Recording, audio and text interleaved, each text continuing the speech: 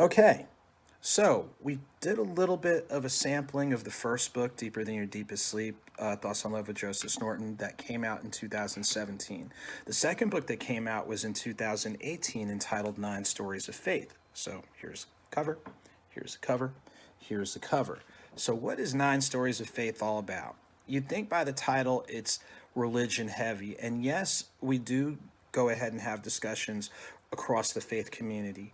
Most of the people who are interviewed, hey, thanks, Corvea, how you doing? The second book really does have that conversation across the faith community, as the majority of people who are interviewed are from Christianity, but we do have interviews of people of Islamic background and Hinduism. And the motivation behind Nine Stories of Faith is that all of us are dealing with something. All of us are dealing with something, and especially during today's pandemic time, there are people that are dealing with a lot of things, from just that health issue to work issues, family issues, whatever. But some of us, even before the pandemic stage, were dealing with something each and every day. Some people were living with the challenges of physical health, mental health, in some instances, life after incarceration, life after family members pass. So, again, while we do talk about that faith aspect, it is more than just faith.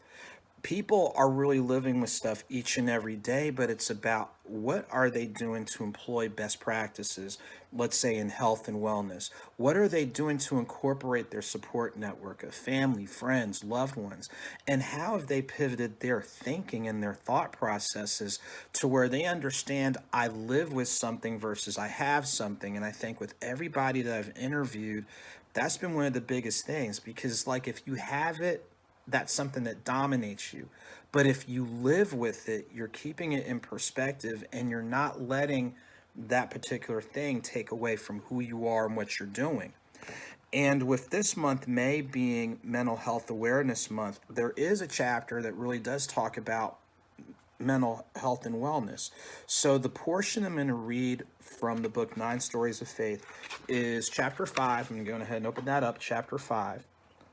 Chapter 5, and the portion is titled Floyd Mayweather versus Jerry Cooney. So, for people who have no idea who Floyd Mayweather or Jerry Cooney are, Floyd Mayweather is a professional boxer. He's, I want to say, the middleweight division, and he's deemed as one of the top fighters, not only of his era, but some people would say across eras.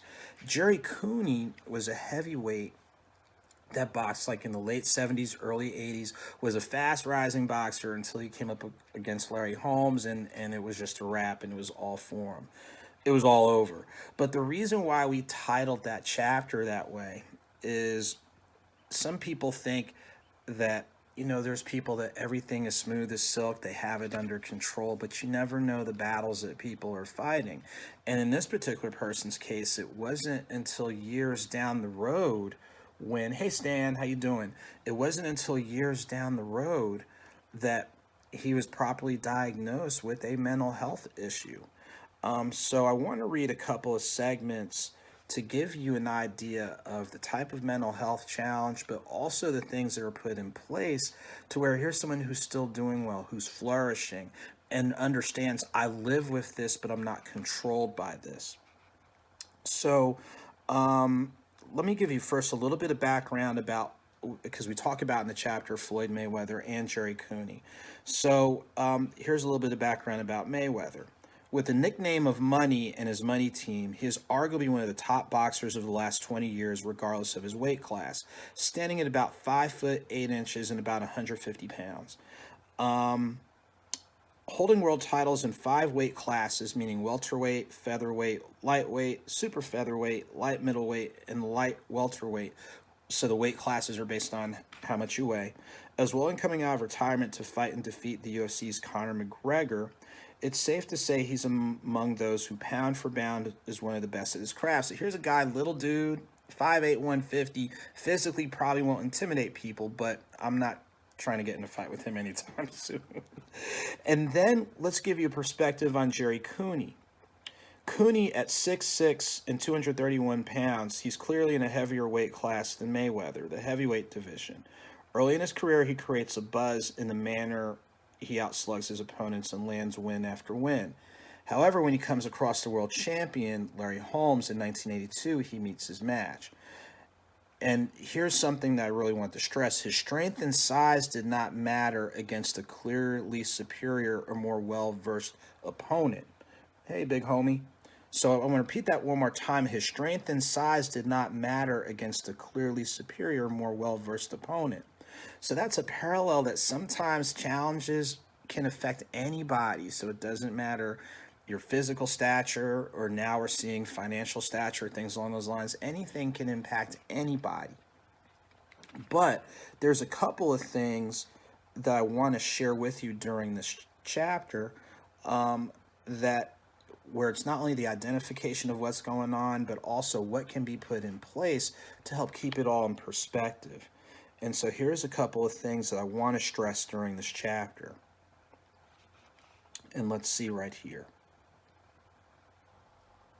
Here's a couple segments I want to read from this chapter, and hopefully it'll draw some connection with others. After a series of hurdles, including being relieved of his professional duties and a few other barriers, things get to the point where it's suggested that he simply needs to get some help. Thankfully, help is what he gets. Not only is he able to seek out the diagnosis and means to live productively, but he's simply more open to talking about what he is living with.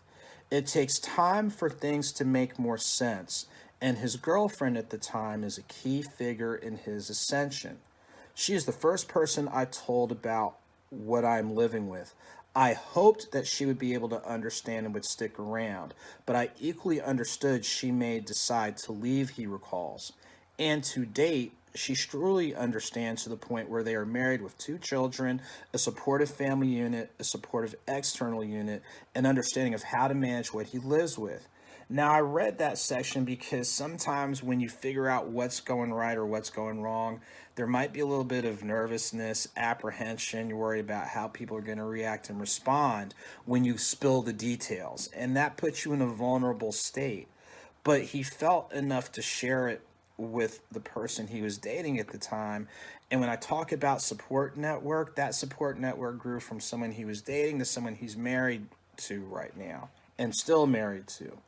And as he was getting his diagnosis and understanding what was going on, not only through the lens of medicine, making sure to keep that manageable, but making sure to have those communication lines open with family, with friends, with loved ones, to where even though I live with this, it doesn't have to control me.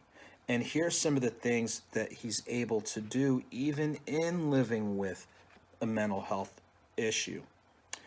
I'm encouraged to keep fighting to be a resource for a community that's out there and growing.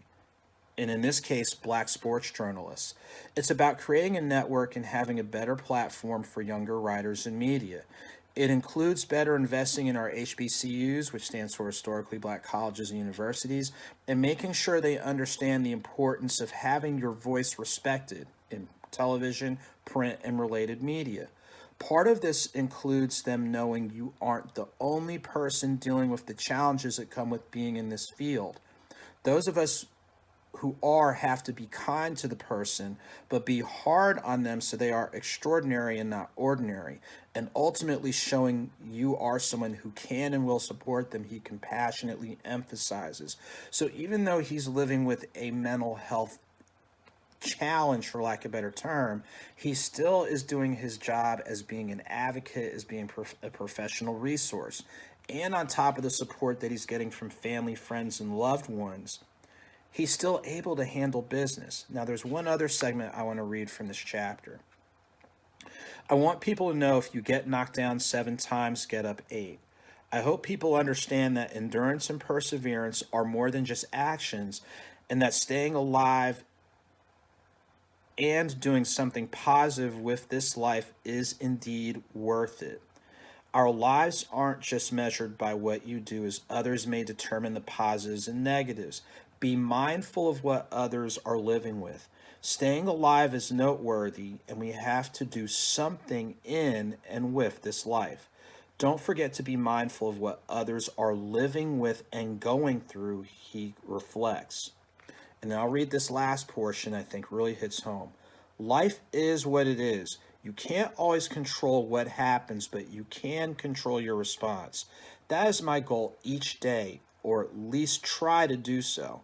When it's all said and done, I'd be more satisfied if people can say that I met that guy, meaning him. He was a decent guy, he concludes. So, again, in this chapter, which opens up one's journey of living with a mental health challenge, and again, it's so timely with it being Mental Health Awareness Month, he talked about being open and sharing what was going on. It was incorporating that support network, professional and informal. And even though he lives with something, he still is not letting that limit him to being the best professional he can be, the best family member he can be, the best advocate he can be. And some of those statements hopefully really hit home. So, again, 9 Stories of Faith, it does incorporate some elements of the faith community because we want to make sure that we're having better conversations across the faith community. But it's more than just that. Ultimately, as one of the people commented earlier, Corvea stated, it's about overcoming challenges. It really is. And before you feel like challenges are so deep to where you feel you have no options or no way out or things along those lines, pause and take inventory of what people are living with each and every day. And like I'll tell someone, does it mean you have to do things exactly the way someone else does them? No, you don't have to do it exactly that way. But can it give you workable ways by which you can still be in a positive space and place? Constructive, things along those lines? Absolutely. So again, that was a segment from 9 Stories of Faith, which can be a great fit for you or a reader you know. We're going to take a pause, and as I take this quick pause, we're going to go ahead and incorporate a little bit of technology. Again, so bear with me as I'm trying to do this for the, so bear with me as I get this set up.